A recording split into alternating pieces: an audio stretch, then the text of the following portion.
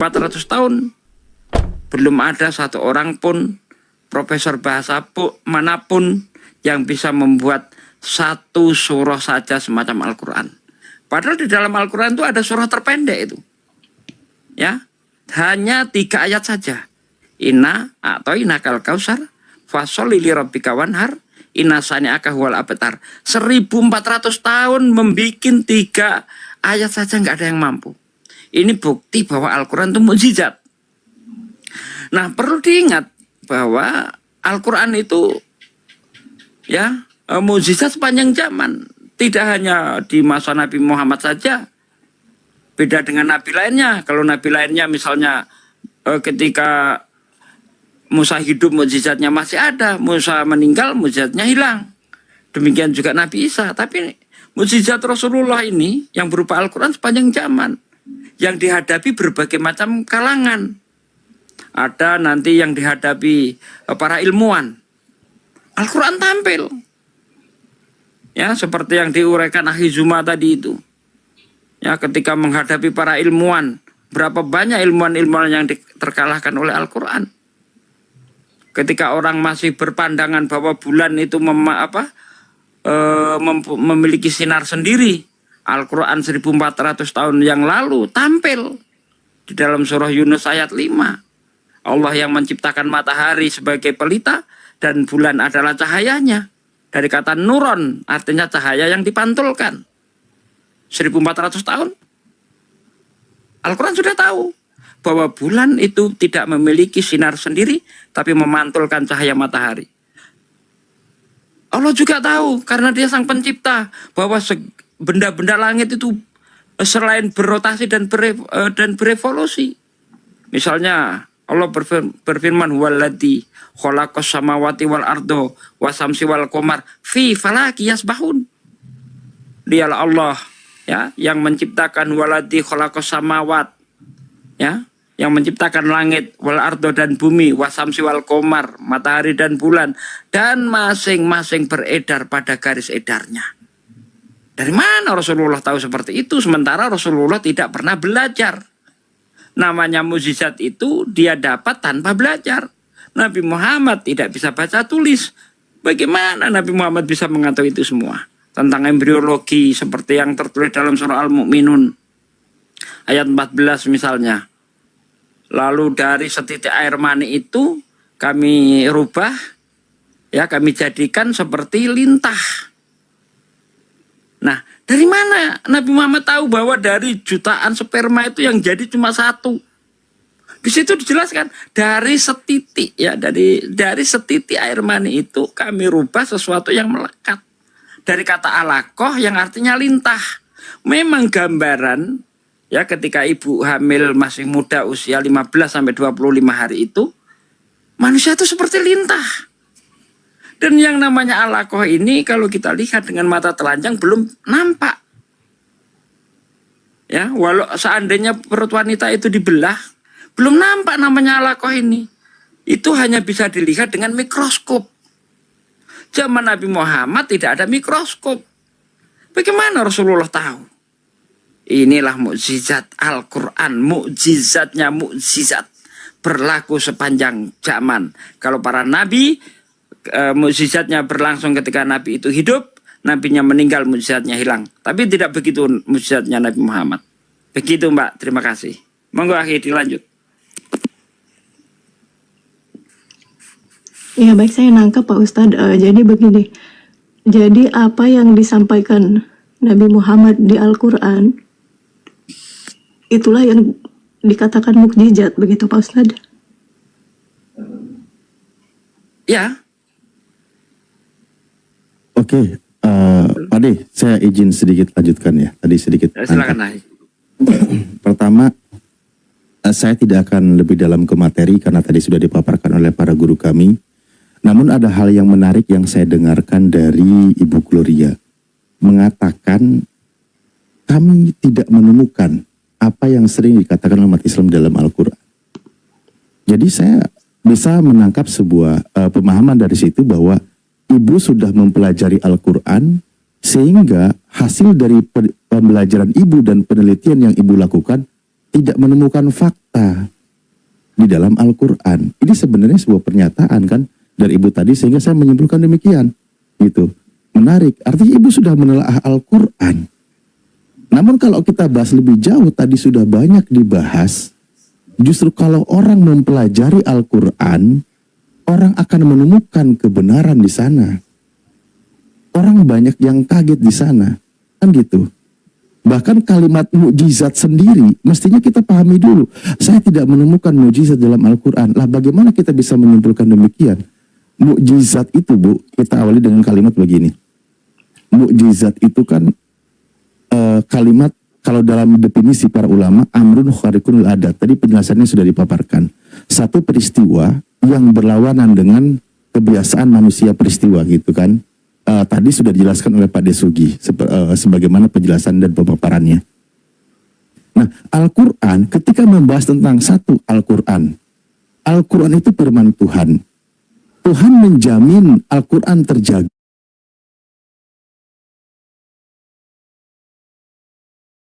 Ya. Kalau kita lihat, kita bahas di dalam kehidupan ini, kitab suci mana yang bisa menandingi kesohihan Al-Quran yang tidak pernah berubah dari pertama orang yang menerimanya sampai detik ini, sudah 15 abad. Itu mestinya lakukan penelitian seperti itu sebelum kita menyimpulkan. Itu pertama. Kedua juga contoh, Al-Quran itu kan firman Allah, dari Allah. Allah yang maha tahu tentang makhluknya, tentang apa yang diciptakannya. Nah, kita teliti juga, dari sekian banyak yang diimani sebagai kitab suci, coba, mana kitab yang berani menjelaskan itu ciptaan Allah. Allah menjelaskan tentang penciptaan manusia. Karena Allah itu sang pencipta. Ketika Allah menjelaskan di dalam Al-Quran, lalu ditemukan oleh ilmu pengetahuan, ilmu kedokteran dan sebagainya. Apakah itu berlawanan? Tidak. Zaman Rasulullah itu bukan zaman ilmu pengetahuan, bukan zaman ilmu kedokteran. Dan kitab suci mana yang berani, yang bisa menjelaskan tentang penciptaan manusia selain daripada Al-Quran? Nah, mestinya ibu tadi sebelum berstatement tadi yang ibu katakan, saya mengkaji Al-Quran tidak menemukan mukjizat dan sebagainya, mestinya ibu sudah melakukan sebuah penelitian lebih dalam gitu. Tapi saya tidak akan ini lebih jauh ke ibu ya. Saya hanya tadi tergelitik saya mendengar pernyataan ibu tadi gitu. Jadi kita tidak bisa atau ibu jangan sampai berkata seperti itu agak sedikit berbahaya karena bisa dipertanyakan. Karena banyak orang justru menemukan kebenaran Islam berdasarkan wahyu Allah yaitu Al-Quran sehingga mereka menjadi seorang mukmin, seorang muslim, mereka mu'alaf gitu ibu. Oke, terima kasih. Lanjut.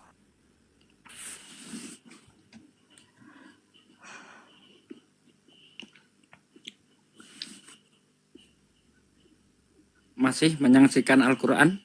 Nggak ada mukjizatnya, biar saya tambah lagi. Begini Pak Ustadz, saya kan seperti yang tadi dibilang Pak Ustadz siapa tadi? Pak Ustadz Alim, saya mengkaji justru karena saya tidak pernah mengkaji sama sekali. Saya membaca Al-Quran, hanya membaca tapi tidak pernah tahu apa isinya, tidak pernah mengkaji. Maksudnya yang saya tahu ya hanya membaca.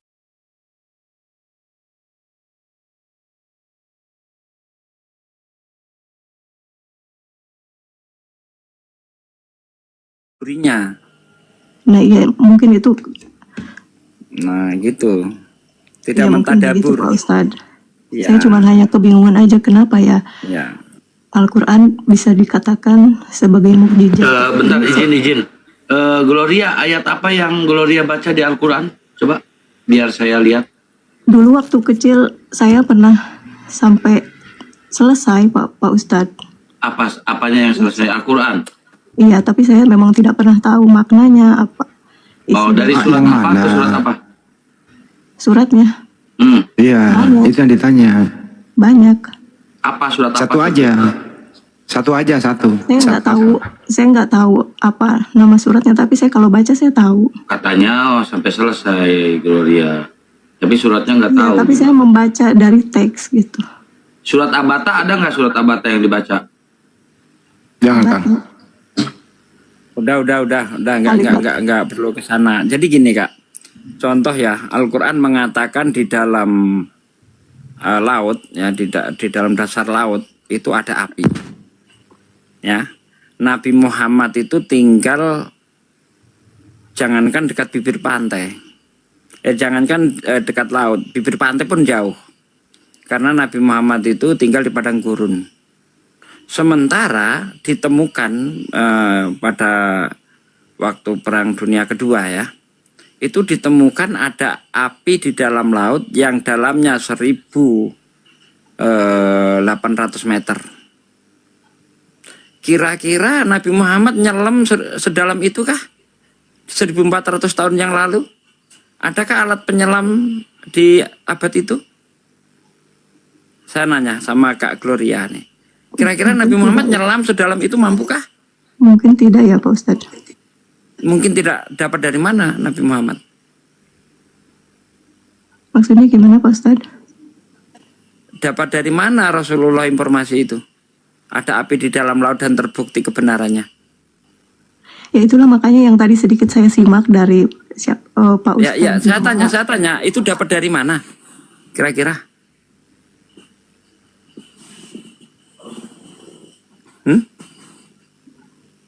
Enggak, jadi Apa gini Pak Nabi Ustadz. Muhammad ngarang? Saya kan memang tadi seperti yang Iya, tadi saya tanya, jawab aja. Nabi Muhammad itu sekedar ngarang atau memang ada yang memberi petunjuk? memberi Mbak, petunjuk. jawab. Saya yakin ada yang memberi petunjuk. Kalau Siapa memang yang tidak bisa bisa. memberi petunjuk? Allah. Kan gitu, karena dia sang pencipta itu.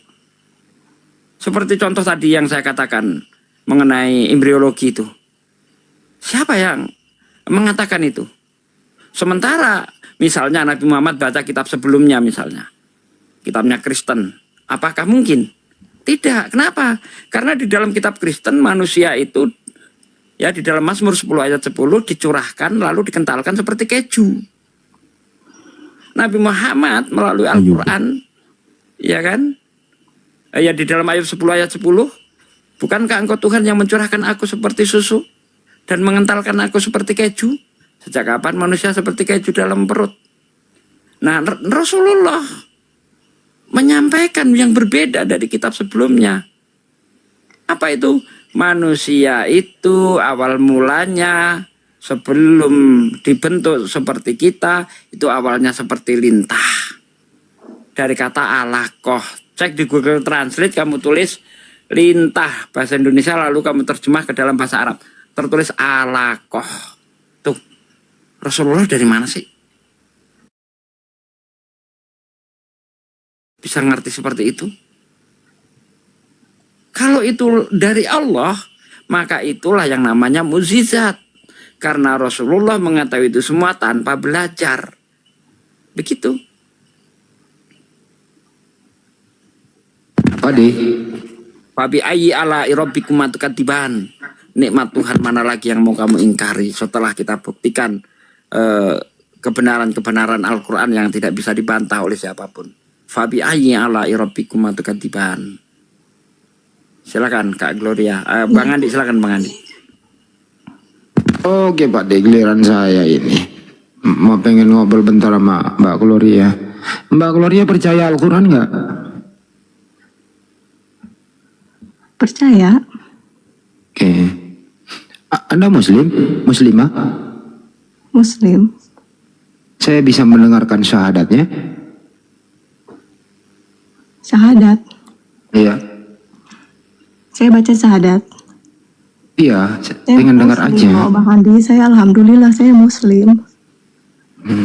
Tapi Saya bertanya cuma karena saya sedang kebingungan aja gitu. ya coba dengerin aja dulu syaratnya gitu doang. Oke, baik. Bismillahirrahmanirrahim. Asyhadu an la ilaha illallah wa asyhadu anna Muhammadur Rasulullah. Ya mantap bacaannya. Muslimah dia teman-teman di bawah, jangan curigai orang lah kan gitu. Saya bisa ngaji kok, Pak. Terus apa yang Anda ragukan? Ya mungkin karena saya tidak begitu banyak belajar tentang Islam. Saya hanya diwarisi orang tua agama Muslim. secara tradisional turun-temurun gitu kan. Jadi ya saya hanya sekedar menjalani aja gitu Pak. Oh gini loh Mbak, Sebagai muslim. Saya menjadi muslimah itu, menjadi muslim tidak dituntut untuk mengetahui semuanya kalau tidak sanggup untuk menampung dalam diri kita. Jadi semua orang itu terbatas, ada batas-batas tertentu begitu. Saya sendiri baru kecil sekali tentang Islam saya paham, tapi saya nggak bingung. Gitu loh. Jadi kalau kemampuan kita cukup segitu, ya segitu aja dulu, jangan dipaksakan untuk mengetahui semuanya. Nanti jadi bingung kan gitu. Cukup ngerti syahadat, bagaimana sholat, baca surah-surah pendek. Nah selanjutnya belajar sedikit demi sedikit. Jangan ingin tahu semuanya dulu. Bingung sendiri. Dan umur sudah begini nanti nggak bisa nampung kan gitu. Itu yang baik, jadi jangan terlalu mempersulit keadaan. Setuju? Iya, maka dari itu saya kan juga belajar sedikit-sedikit Pak gitu kan. Dengan adanya komunikasi di TikTok ini kan saya juga sedikit belajar. Saya pengen banyak tahu gitu kan. Jadi saya di Islam itu bukan hanya sekedar saya seorang muslim, tapi memang saya benar-benar tahu gitu. Memang benar. Ya, Apa jadi yang Anda- dari apa yang saya sampaikan, Bang Zuma sampaikan mengenai mukjizat Al-Quran itu bagaimana menurut Anda? Ya sedikitnya tadi saya menyimak seperti yang disampaikan Pak Ustadz kan, bahwa Al-Quran adalah mukjizat. Kenapa bisa dikatakan mukjizat? Karena apa yang disampaikan memang di luar nalar. Siapa? Seperti yang Pak Ustadz tadi bilang, Di luar siapa nalar yang bisa? dan bisa terbukti secara ilmiah kan gitu. Ya betul, tapi yang saya ingin tahu itu apa sih Pak gitu, yang bisa dibuktikan kan tadi seperti yang Bapak bilang, saya selama ini belum pernah tahu apa api Dalam air laut. api di dalam air laut. Tidak pernah Itu tahu terbukti saya di itu. dalam Al-Quran ibaratnya ada hal Ini seperti itu. Jadi ada. saya ibaratnya mempertanyakan. Berarti Anda ini mukjizat. belum membaca secara keseluruhan gitu. Ada api dalam laut, ya kan? Ada api antara asin dan tawar tidak bisa tidak bisa menyampur. Ada dalam Quran banyak tuh. Nah, gitu Mbak ya, belajar. Tapi tetap sholat jalankan sambil belajar gitu Mbak ya. Oke. Untuk suara sapi itu. Ya lanjut. Oke, saya lanjut lagi. Mbak Gloria, sekali lagi ya konfirmasi ya. Apa ya teman-teman? Saya tadi sudah baca syahadat. Saya muslim loh teman-teman. Udah santai aja, nggak usah terlalu dibahas. Santai aja Mbak. Apa kira-kira lagi yang membingungkan nih Mbak? Soal apa gitu?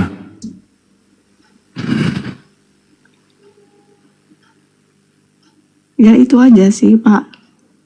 Mungkin karena saya masih miskin ilmu ya, saya tidak banyak mengkaji. Jadi ketika saya disuruh sholat, disuruh menjalankan ibadah puasa, saya cuman sekedar ikut menjalani saja gitu. Jadi saya nggak tahu maknanya apa sih. Kenapa sih ada perintah ini? Kenapa ada perintah puasa, ada sholat gitu. Oke. Jadi Anda mempertanyakan kenapa Allah menurunkan Al-Quran, di dalamnya ada perintah sholat dan perintah puasa kan gitu. Wah ini sudah kebablasan bertanya kepada yang memberikan perintah. Bolehkah kita sebagai seorang muslim atau muslimah mempertanyakan kepada Allah, oh ya Allah, kenapa kau berikan perintah ini? Itu kayaknya nggak etis deh Mbak sebagai seorang muslimah.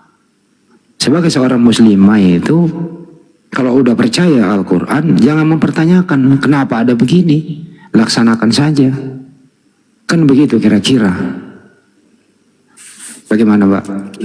Gini aja Bang Andi, kita analogikan begini. Jadi ketika Allah itu menyuruh kita untuk melakukan segala sesuatu, itu pasti ada tujuan yang baik untuk kita. Ya, ibaratnya manusia ini mesin yang sangat kompleks, Pak. Supaya Anda itu terjaga baik, ya harus dirawat diri Anda dengan peraturan-peraturan sang pembuat itu. Jangankan kita manusia, Mbak. Ketika Anda beli motor saja, Anda diberi buku panduan. Ya, sekian kilometer atau sekian bulan kamu harus ganti oli. Kekencangan bannya sekian, kekencangannya rantainya sekian. Betul enggak itu? Kenapa harus diatur ganti oli sekian, sekian? Kenapa harus diatur begitu? Nah, begitulah analoginya. Karena sang pemilik, sang pencipta itu menginginkan apa yang diciptakan itu dalam keadaan baik. Anda disuruh sholat supaya Anda baik. Ya, inna sholata tanha anil fasa wal mungkar. Sholat itu mencegah perbuatan keji dan mungkar. Sholat itu mendatangkan ketenangan. Sholat itu mendatangkan kedamaian. Begitu, Mbak. Ya, jangankan kepada Allah, Anda di rumah tangga Anda saja, Anda harus ada aturan. Itulah bukti bahwa Allah itu mencintai makhluknya. Mencintai itu diberi aturan atau dibiarkan sih, Mbak? Contoh nih, Anda punya anak, Anda sangat cinta dengan anak Anda. Anak Anda bebaskan atau Anda beri aturan? Saya tanya. Beri aturan. Diberi aturan. Bukan, wah aku sangat cinta anakku, jadi ku biarkan apa saja yang dia suka.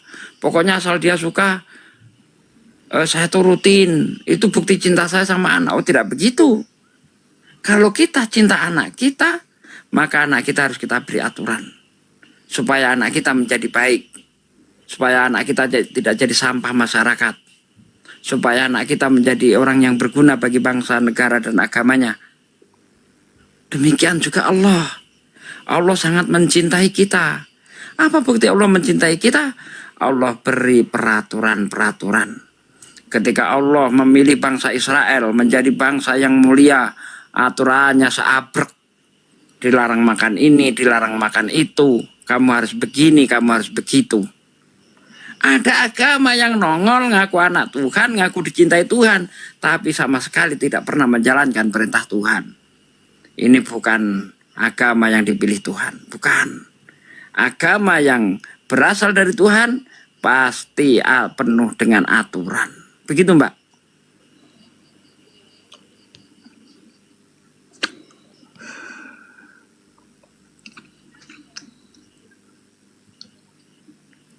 Nggak perlu dites-tes, kawan. Orang dalam keadaan bingung begini nggak perlu kita cobai. Biarkan saja. Iya, Kita tahu apa yang kita lakukan. Saya tidak pernah merasakan yang namanya gejolak batin. Iya, Mbak, enggak usah Sesuatu hal dikubri, sudah saya nasihati. yang kita sendiri aja Saya kadang nasihati yang di bingung. bawah. Ya udah saya nasihati yang di bawah, nggak perlu dites-tes. Kalau dia sudah berani mengucapkan kalimat syahadat, maka hilangkan prasangka. Ya, kalau dia sudah mengucapkan 2 kalimat syahadat, dia adalah saudara kita. Sudah. Ya. Saya terusin lagi ya Pak De ya. Saya terusin lagi tanya jawabnya ya Pak De. Ya, silakan Bang Andi.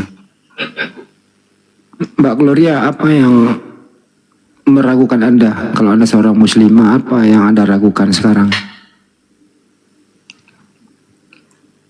Ya, terkadang pertanyaan-pertanyaan yang mungkin banyak diketahui orang Islam yang tidak saya ketahui ya Pak.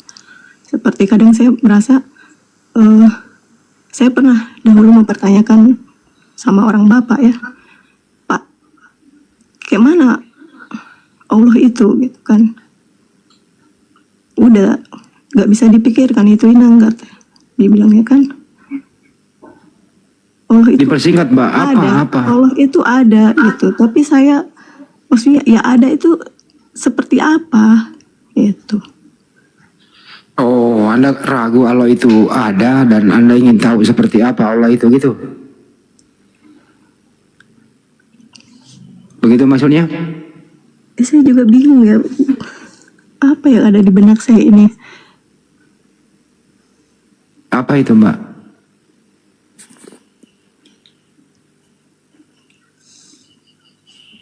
Apa gitu? Ayo, apa? Ya, saya sedikit Bang Andi ya. Allah itu seperti apa? Pertanyaan itu tidak cocok untuk Allah. Karena ketika kita Allah itu seperti apa, yang tergambar di dalam benak kita, itu adalah apa yang pernah kita raba, apa yang pernah kita lihat, apa yang pernah kita dengar. Ya. Pertanyaan itu tidak cocok untuk Allah. Karena Allah di luar itu. Allah itu seperti apa? Artinya kita ingin meraba, melihat, mendengar. Nah, kalau sudah bisa diraba, dilihat, didengar, itu namanya makhluk. Ya. Apapun yang pernah kamu lihat, semua itu makhluk. Sementara Allah laisa kamislihi sayun. Allah tidak seperti apa-apa. Nah, karena yang namanya apa-apa itu makhluk. Gitu, Mbak. Allah tidak seperti apapun. Allah itu seperti apa ya? Seperti roh makhluk. Berarti Allah bukan roh. Allah itu seperti raksasa misalnya. Raksasa itu makhluk. Berarti Allah tidak seperti itu. Begitu, Mbak. Nah, setiap yang diciptakan pasti berbeda dengan yang menciptakan. Saya menciptakan robot. Ada mata, ada kaki, ada tangan. Ada kepala. Apakah tangan robot, kaki robot, mata robot, kepala robot itu seperti yang menciptakan? Tidak, berbeda dia. Saya menciptakan kursi, apakah saya mirip kursi? Tidak. Yang menciptakan tentu berbeda dengan yang diciptakan. Jadi jangan Allah itu seperti apa? Makanya Allah itu, Nabi Muhammad itu pernah berkata kepada sahabatnya, jangan kamu tanyakan Allah itu dari mana dan seperti apa. Tapi pikirkanlah apa yang diciptakan.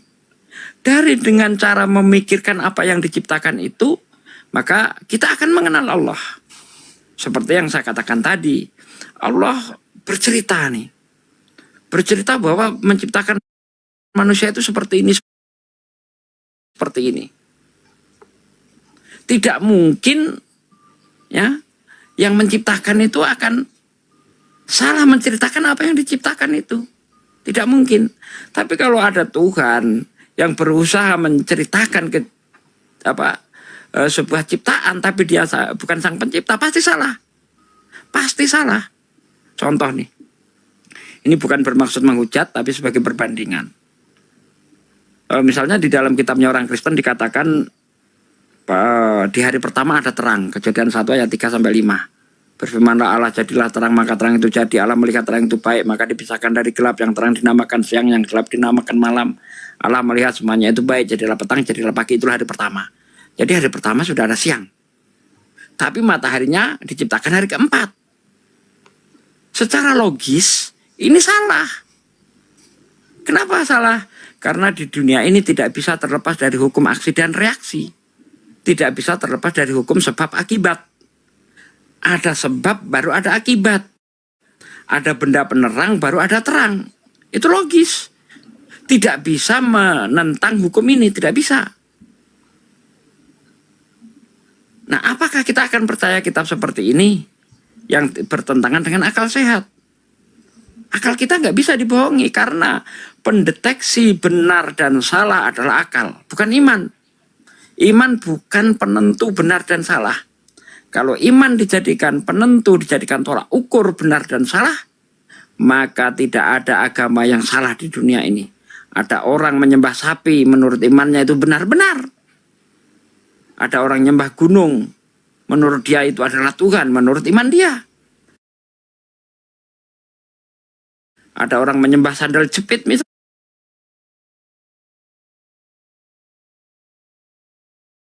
Suci sudah bertentangan dengan akal, maka dia itu bukan berasal dari Tuhan. Kitab suci yang tidak bertentangan dengan akal, itulah yang berasal dari Tuhan. Begitu, Mbak. Lanjut Bang Andi, nanti saya tambah lagi.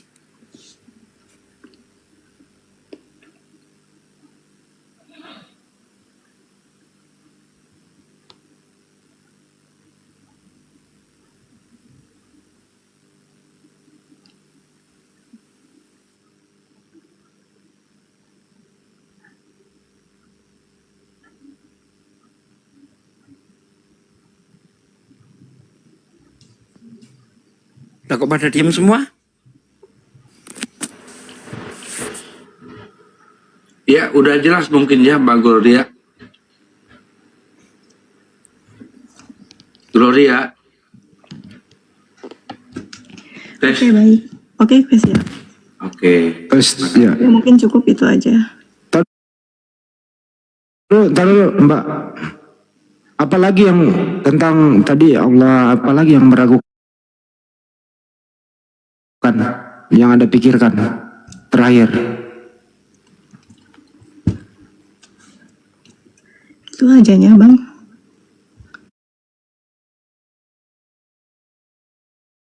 Apa? Ya, itu ajanya yang selama ini membingungkan.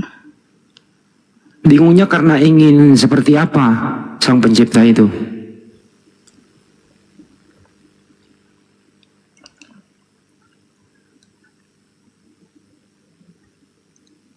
Mbak, Anda bingung, maunya Anda itu supaya nggak bingung, maunya Allah itu mau seperti apa?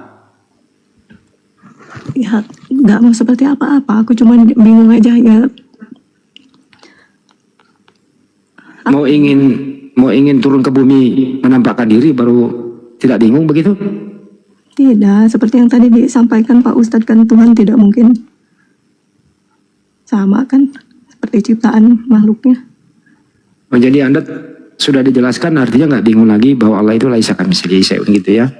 Tidak serupa dengan apapun, ya nggak usah terlalu banyak dipikirin bagaimana bentuknya dan seterusnya. Setuju? Siap.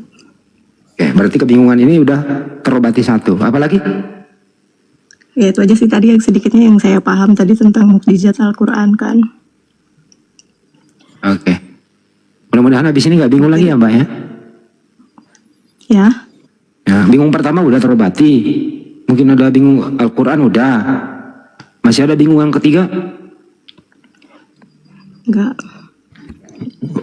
Ungkapkan aja Mbak, nggak apa-apa. Biar bisa mungkin berbagi di sini gitu. Supaya nanti Anda turun di sini plong gitu loh. Nggak bingung lagi gitu. Ya, itu aja ya tadi. Oke. Menurut Anda penjelasan tadi Anda masih bingung atau sudah mulai plong? Ya, mungkin saya harus banyak belajar lagi kali Pak ya. Apalagi yang kira-kira mau dipelajari?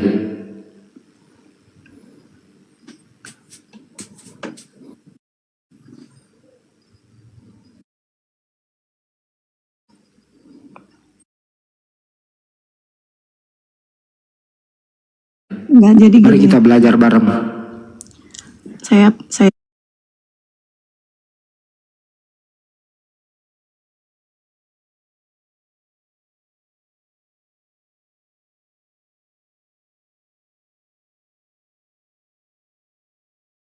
mengatakan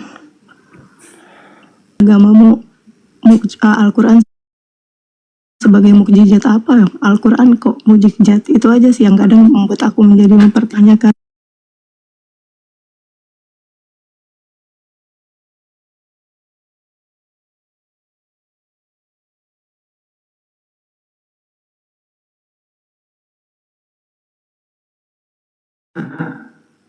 Terus kemudian memberikan statement, Anda ragu karena nggak bisa menjawab, betul? Seperti itu. Kalau bisa hindari dulu seperti itu supaya Anda tidak bingung. Lebih baik rajin sholat, wudhu, belajar Al-Quran supaya nggak bingung. Hindari dulu bergaul dengan orang-orang atau iblis yang terkutuk. Setuju? Ya itu kadang Pak yang menjadi kendalanya malah menjadi pertanyaan kepada diri saya sendiri gitu. Apa itu pertanyaan ke diri sendiri yang membuat Anda bingung? Seperti Ya, apa? tadi seperti kayak mukjizat Al-Quran gitu kan. Tapi setidaknya tadi saya sedikit paham setelah disampaikan Bapak Ustadz.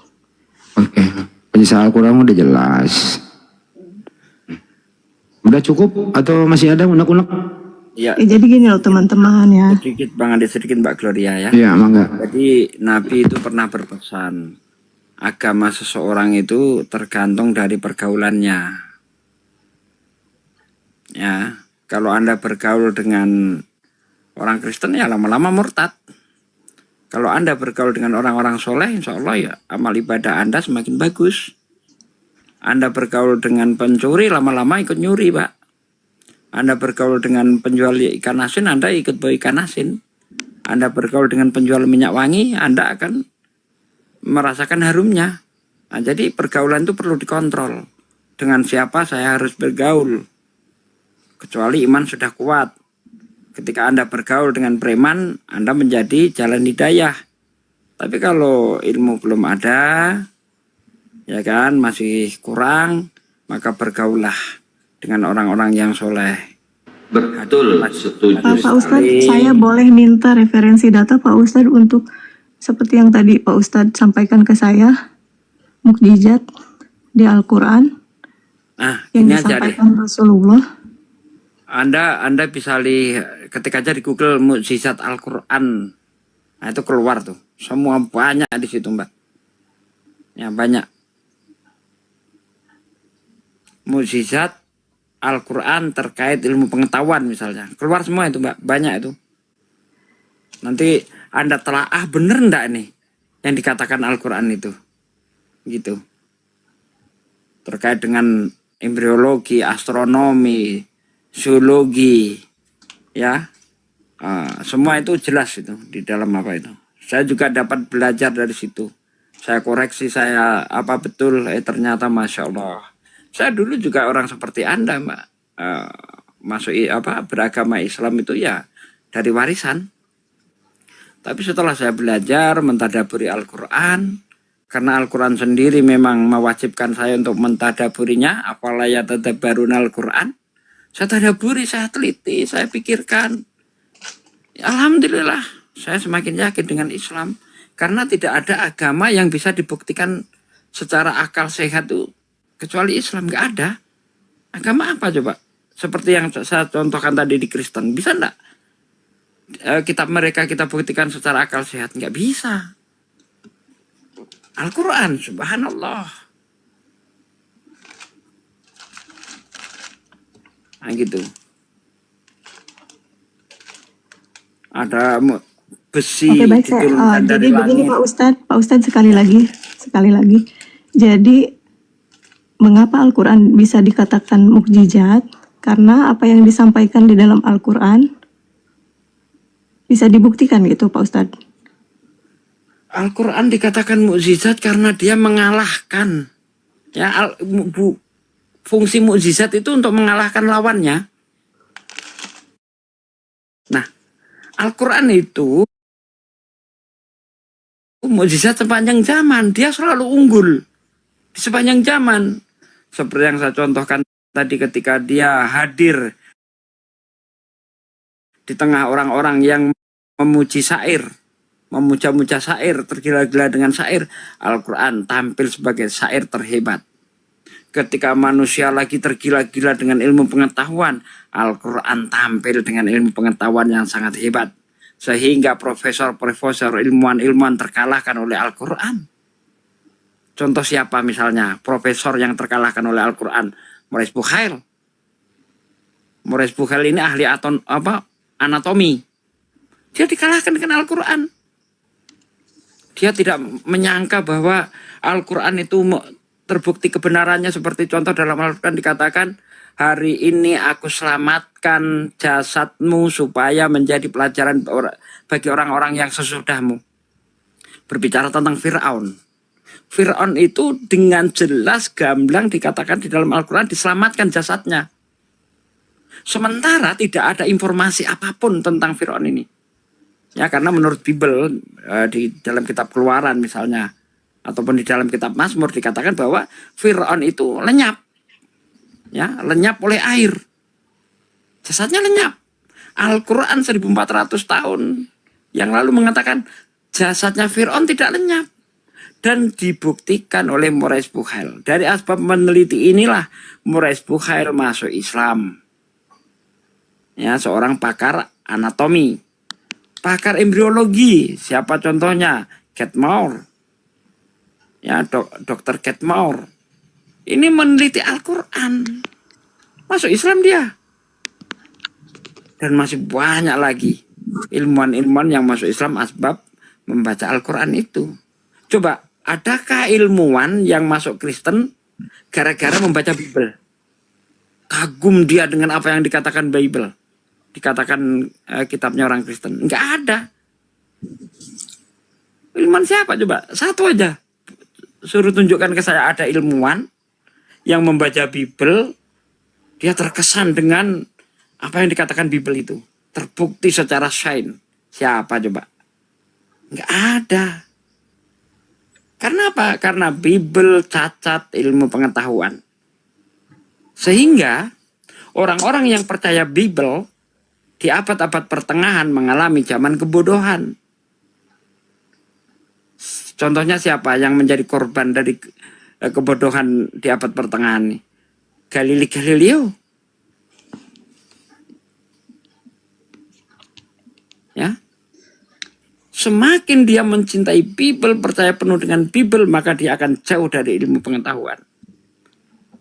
Beda dengan Al-Quran. Ketika orang sangat mencintai Quran, mentadaburi Quran, ya, orang dekat dengan Quran, banyak ilmuwan-ilmuwan Islam yang bermunculan. Ada Al-Hindi, Ibnu Sina, dan banyak lagi yang lainnya. Itu bukti. Al-Quran itu mukjizat sepanjang zaman. Sampai saat ini belum ada satu orang pun yang bisa mengalahkan Al-Quran. Gampang saja Mbak, bagi orang awam gampang saja. Apa bukti Al-Quran itu mukjizat?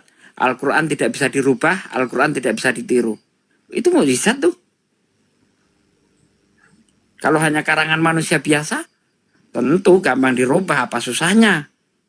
Tapi karena Al-Quran itu mukjizat, datang dari Allah, bahkan berani menantang seluruh manusia untuk membuat satu surah saja semacam Al-Quran, maka tidak ada satupun yang bisa meniru Al-Quran, Pak. Begitu.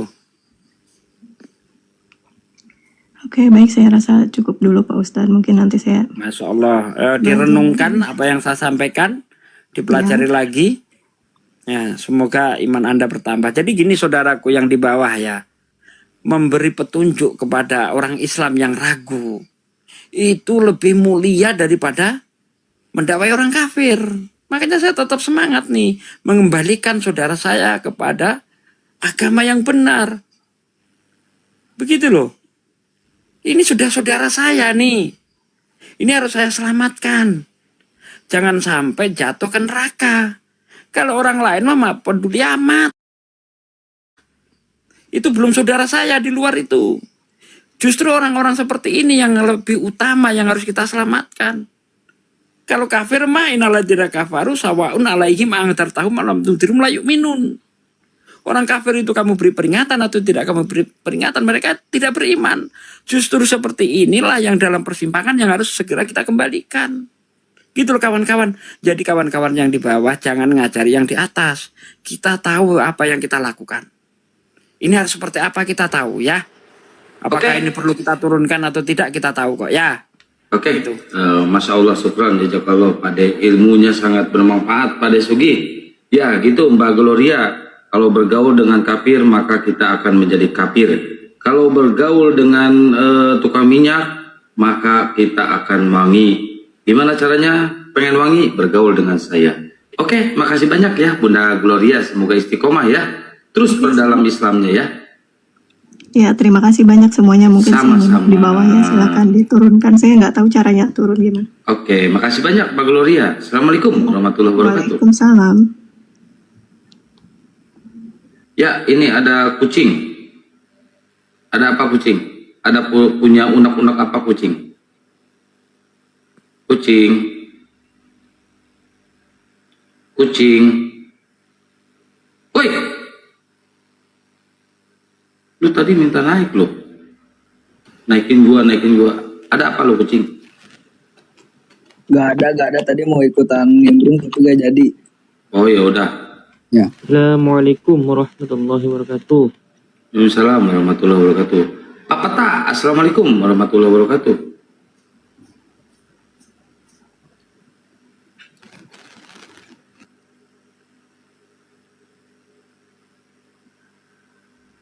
Dinaikin lagi kapirnya.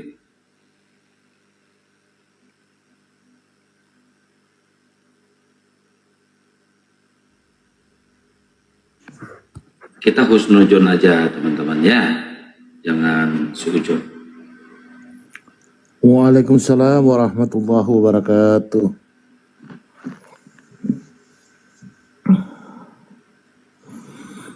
Oh, Mbak Glorianya udah turun ya? Udah turun. Mau istirahat kali, udah malam juga. Saudaraku sekalian yang di bawah, kalau dia sudah mengucapkan kalimat syahadat, haram hukumnya kita itu meragukan. Bahkan ketika perang nih, ya sahabat tuh, ada orang kafir nih perang nih, langsung dia mengucapkan kalimat syahadat. Tapi tetap dibunuh oleh sahabat Rasulullah itu. Dimarah itu. Ya sahabat Rasulullah itu dimarah oleh Rasulullah. Kenapa kamu bunuh? Ya saya khawatir dia itu hanya strategi saja. Oh. Apakah kamu tahu isi hatinya? Kalau dia sudah mengucapkan 2 kalimat syahadat, haram hukumnya kita sakiti dia. Maka yang betul seperti apa? Husnudon. Siapa tidak tahu dengan apa yang kita sampaikan, dia bisa jatuh cinta ke Islam. Tapi kalau kita yang kita ungkapkan, yang kita besarkan, yang kita utamakan adalah sangka buruk, ketika dia dalam masa pertimpangan, wah orang Islam kelakuannya seperti ini kepada saya, lebih baik saya murtad. Siapa yang nanggung dosanya? Ente semua. Hati-hati kawan-kawan. Gitu loh. Husnudon itu lebih utama daripada suudon. Kalau prasangka kita baik itu salah, kita tidak berdosa. Tetapi kalau kita suudon, kalau dia benar, kita berdosa. Betul enggak, Pak Petalumpuh? Betul. Iya, husnudon utamakan. Gitu kawan-kawan. Makanya kata Rasulullah kan, mengapa engkau membunuhnya? Apa kau sudah telah membelah dadanya sehingga engkau dapat mengetahui isi hatinya? Nah itu kata Rasulullah, pedas loh. Artinya apa? Disuruh husnudon. Begitu.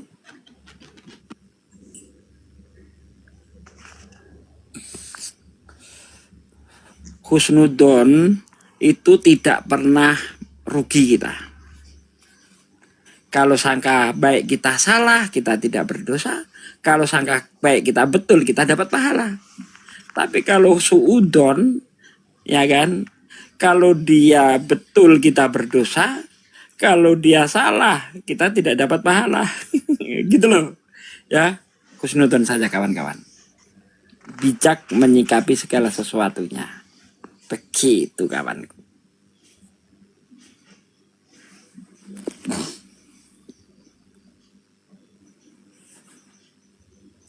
Iya, ini ada Kiraju. Kiraju, selamat malam. Selamat malam, assalamualaikum warahmatullahi wabarakatuh. Waalaikumsalam warahmatullahi wabarakatuh. Ya, Muslim bang. Alhamdulillah. Silakan, ada yang mau disampaikan bang? Ya, kalau ini komalnya Muslim, ya nggak ada yang mau saya sampaikan bang. Oh, kita kasih Saya slot untuk menyimak aja Oten, ya? kalau ada Oten yang naik gitu. Oke, kita kasih slot buat Oten, soalnya ini penuh bang, gak ada kursi lagi, ya? Ya. Oke. Oh ini Islam semua ini? Iya, Islam semua. Iya bang, Islam semua bang. Oh selamat, saya cuma mau menyapa Bang Zuma. Ini betul-betul Bang Zuma ya? Iya. Iya betul. Kalau betul-betul Bang Zuma, saya memfavoritkan Anda itu. Masya Allah. Oke, saya keluar. Terima untuk kasih. mengasihi Saya turun dulu untuk mengasih kalau ada mau oten yang naik gitu. Ya, silakan. Kepada Bang Tapi Zuma, abang terima tahu. kasih Bang Zuma. Saya favorit. Ya, sama-sama dek. Ya. Ya. Oke, saya turun dulu Bang. Assalamualaikum warahmatullahi wabarakatuh. Waalaikumsalam. Waalaikumsalam. Ya, saya ralat sedikit ya kawan. Jadi kalau sesama muslim itu wajib husnudon. Tetapi kepada kafir wajib suudon. Nah ini dia nih. Kalau sesama muslim wajib husnudon, kafir suudon. Karena apa? Ada ayat begini. Walang tardo angkal yahudu wala nasoro hatta tatabi amilatahum. Orang-orang kafir itu, Yahudi, Kristen, tidak pernah senang sama kamu sebelum kamu mengikuti mereka. Jadi harus udon. Supaya apa? Supaya kita bisa berhati-hati terhadap trik licik mereka. Nah itu dia. Kepada kafir wajib suudon, kepada muslim wajib husnudon. Nah begitu. Ya kawan. Ayatnya jelas tadi itu. Walang tardo angkal yahudu wala nasoro hatta tatabi'a milatahum. Bahkan di ini Kenapa? Pak De, Kalau Bibelnya bagaimana? Kalau Bibelnya lihat aku mengutus kamu seperti domba di tengah kawanan serigala, berbuatlah cerdik seperti ular, tulus seperti merpati. Nah, karena orang-orang yang seperti ini ya harus waspada kita. Begitu. Assalamualaikum Bang. Waalaikumsalam Bang Kucing. Saya Muslim Bang, tapi saya cuma mau nanya Bang, apa sih? Saya yakin sih, cuma mau minta saran aja sih Bang, saran cara menjawabnya gitu kan. Al-Quran kan sudah terbukti ya semuanya, tapi cuma sekarang adalah ayat-ayat. Belum semuanya Bang. Maksudnya Al-Quran belum terbukti semuanya Bang. iya Diralat. maksudnya gitu, ya. Nah kayak apa sih tanah Nabi Adam dari tanah. Nah saya yakin itu bakal terbukti, tapi kan kalau kita mau jawabnya, misalnya tuh ntar kalau ada ateis yang nanya, kita jawabnya harus gimana gitu.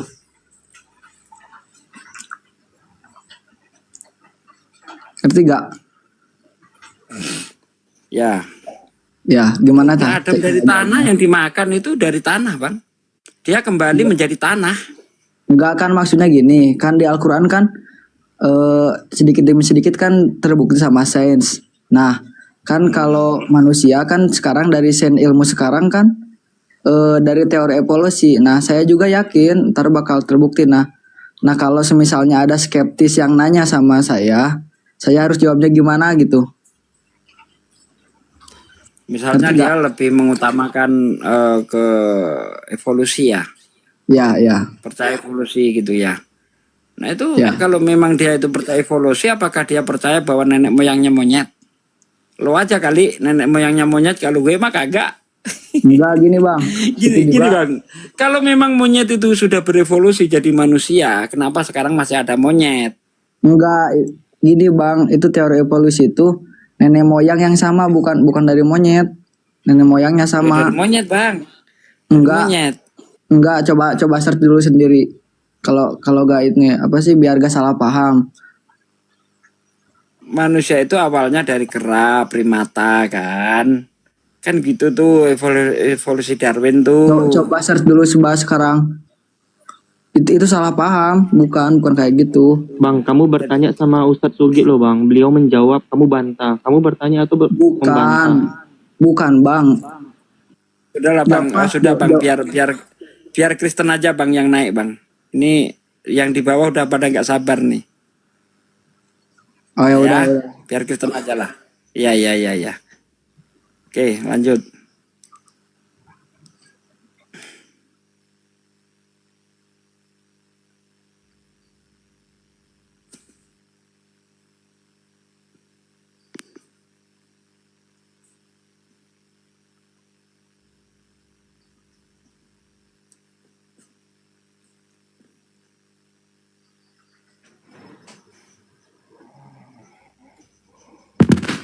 Cek.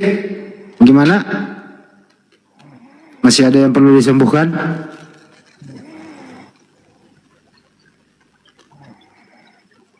Robert, selamat malam Robert. Ya, apa udah ngorok ini? Robert. Robert. Ya. Ya bang. Robert.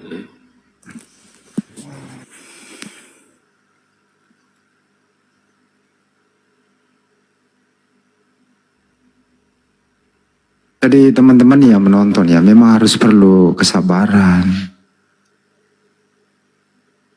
Orang sabar itu pasti rezekinya insya Allah lancar lah ya, orang sabar itu. Amin, amin Bang Andi. Coba lihat orang, kalau Anda mau pergi mancing itu butuh kesabaran loh. Bayangkan luasnya lautan, Anda hanya menjulurkan satu mata kail gitu. Itu butuh kesabaran loh itu. Jadi kalau Anda nggak sabar jangan coba-coba pergi mancing ke laut. Lebih baik mancing keributan aja. Sal, lu pernah mancing keributan nggak? Aku belum Bang, karena aku tuh masih belajar Bang. Oh ya jangan sampai lah mancing keributan, nggak bagus itu.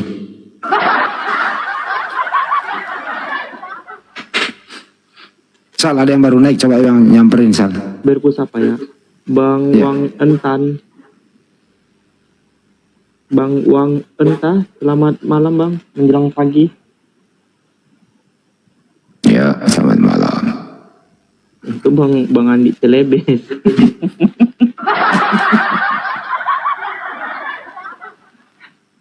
Tadi yang disampaikan Ustadz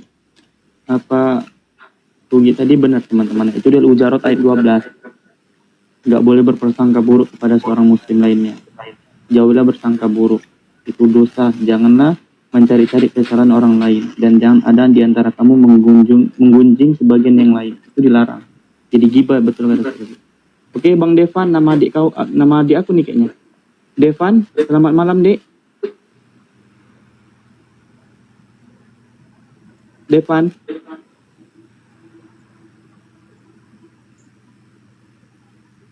Arjuna, teman-teman di bawah ini kan masih mau naikin Oten. Tanpa disuruh juga kita pengen ada Oten naik bertanya. Tapi kalau nggak ada masa kita harus pergi ke rumahnya dibangunin suruh naik? Kalau nggak juga toh, ya sabar. Ini juga harus sabar.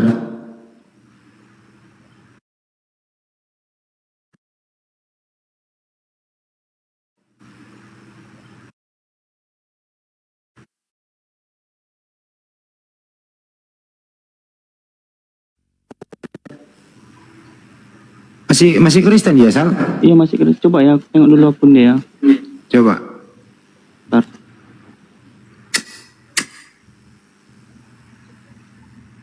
Kayaknya mau rungkat ini Rumin ini. Enggak. Bukan. Nge-lag aja. Saya lupa masih pakai kuota. Ternyata udah ini. Tadi bekas keluar masih pakai kuota, habis kuotanya. Aduh lupa saya. Langsung sekarang berlari ke VIP. Depan. Pan. Sal, bener adik kandungmu ini? Bukan Bang Andi, bukan. Dia soalnya pakai akunnya Devan sama Depan, ada pakai V. Akun dia Oh. Bang. Soalnya aku pernah diskusi sama dia kan, naik dia marah-marah, dia aku bilang, "Oh jangan marah-marah, nanti dipukul saudaraku." Ya, saya cerita dikit tadi ya, Masya Allah ya, si ibu tadi yang mualaf itu, Bang Andi, Masya Allah, dia pengen banget memperdalam Islam, belajar Islam dan belajar ngaji. Mudah-mudahan istiqomah itu benar-benar, Masya Allah ya, udah tua dapat hidayah Bang Andi. Dia umur udah 50 tahunan.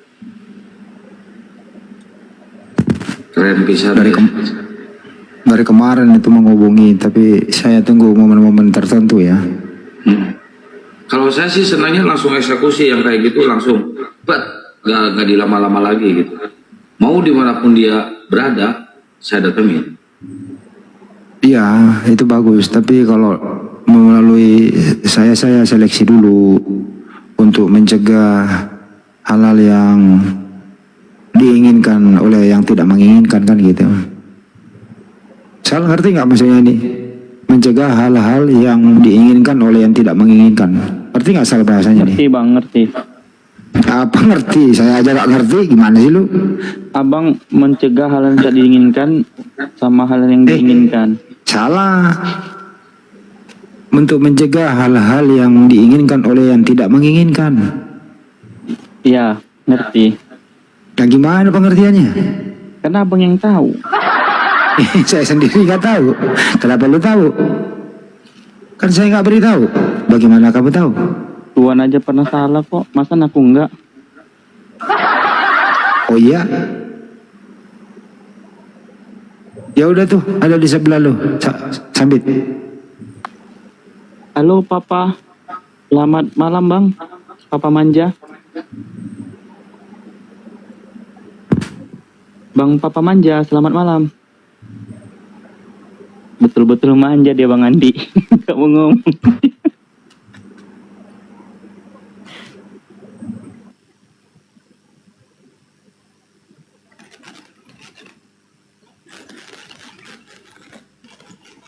Nah ini kan udah agak larut juga ya teman-teman ya. Aku ini lagi pusing, aku ini nggak bisa nge-live-in yang di laptopku di Rio sana ini. Jaringan Ini dia kenapa Pak De? Nggak ngangkat. Nggak ngangkat, jaringannya nggak ngangkat untuk menjalankan Anides. Padahal udah Ya. pakai wifi loh di sini. Nggak ngangkat juga bang. Nggak kuat itu namanya juga melalui hutan Pak De. Jalannya masih itu Pak Ya De? tadi ditanyakan, Bang Andi tadi ditanyakan sama Pak Yakin. Itu yang dari Makassar itu Pak siapa itu lupa aku. Masih ada. Yakin Si, nanyain tadi Bang kan Andi. saya tunjukkan aku bilang. Ade, yakin nanyain Bang Andi, yakin. Iya iya Ya betul. Pak, ya Pak Yakin namanya. Yakin nanyain Bang Andi. Iya yakin. Pak De yakin nggak nanyain? Dibilangin yakin kok nggak percaya. Yang nanyain siapa yang nanyain? Yakin. Yakin. Yakin.